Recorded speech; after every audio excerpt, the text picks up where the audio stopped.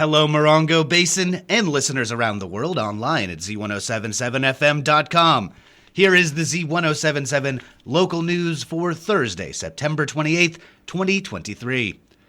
A threat made to Yucca Valley High School's campus and students was investigated and resolved yesterday without incident.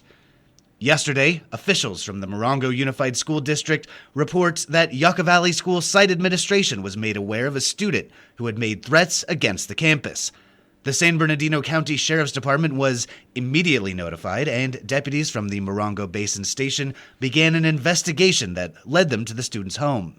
Deputies determined that the student had no direct access to weapons to carry out the threat.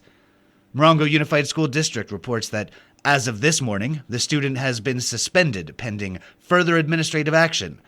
The San Bernardino County Sheriff's Department says that the student is currently being held at West Valley Detention Center.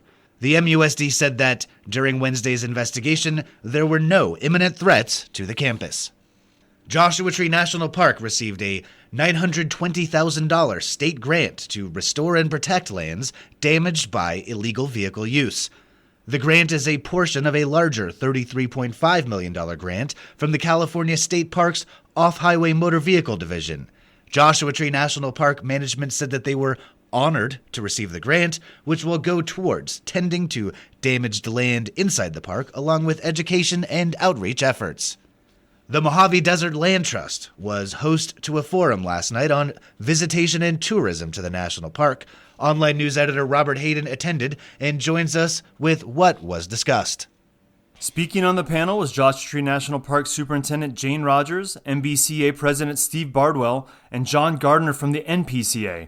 It was moderated by Chris Clark, also of the NPCA, and the podcast 90 Miles from Needles.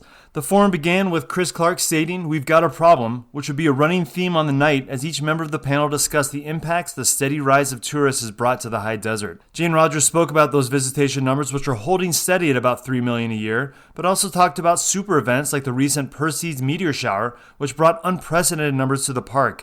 At its peak, the Joshua Tree entrance saw 600 cars per hour, and the usually calm Cottonwood entrance ran 820 cars per hour through its gates, with 800 cars per hour exiting the park at 3 a.m. These types of events and their popularity are outside the park's control, and with summer being the park's slow season, Rogers admitted that they weren't fully prepared for the onslaught of visitors. Just 4 people working the fee collection booths collected over $160,000 that night, the biggest ever single-day effort to collect fees in the park's history. Steve Bardwell of the MBCA spoke about the short-term vacation rental boom starting in 2019 and its effect on the long-term rental market.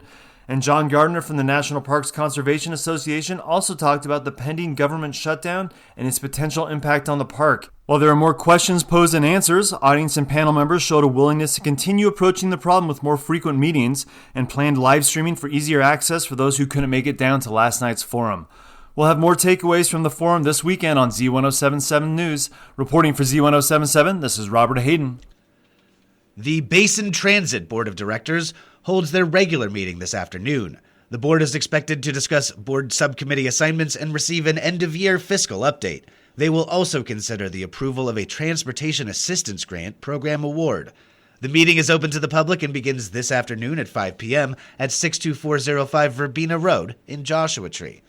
The Animal Action League is hosting their world-famous Halloween-themed drive-through nail-trim-only clinic, or as they're calling it, a nail-biting. Pet paws will be clipped for just $7 from 10 a.m. to 2 p.m. tomorrow, no appointment necessary. The Animal Action League will also have a small selection of pet costumes for sale for a small donation.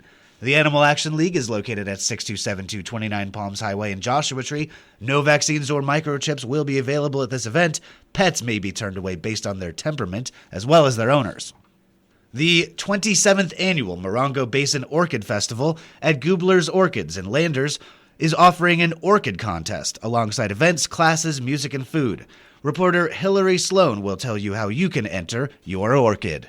If you have a favorite orchid at home, you can bring it in to be judged by the Riverside San Bernardino Orchid Society during Goobler's Orchid Festival. The American Orchid Society judged show entries will be held on Friday, October 6th from 2 p.m. to 4 p.m. and again on Saturday morning from 9 a.m. to 10 a.m. Judging begins at 10:05 a.m. The best orchids will be awarded ribbons on Saturday at noon. The Yucca Valley Sunset Rotary will also supply wine tastings and their signature margaritas for a fee. The Goobler Orchid Festival is Saturday, October 7th from 10 a.m. to 5 p.m. and Sunday, October 8th from 10 a.m. to 3 p.m. at 2200 Belfield Boulevard in Landers. Admission and parking are free. The Orchid Festival is supported by Z107.7 FM. For more information, email festival@gooblers.com or visit www.sunsetrotary.org. For Z107.7 FM, this is reporter Hillary Sloan.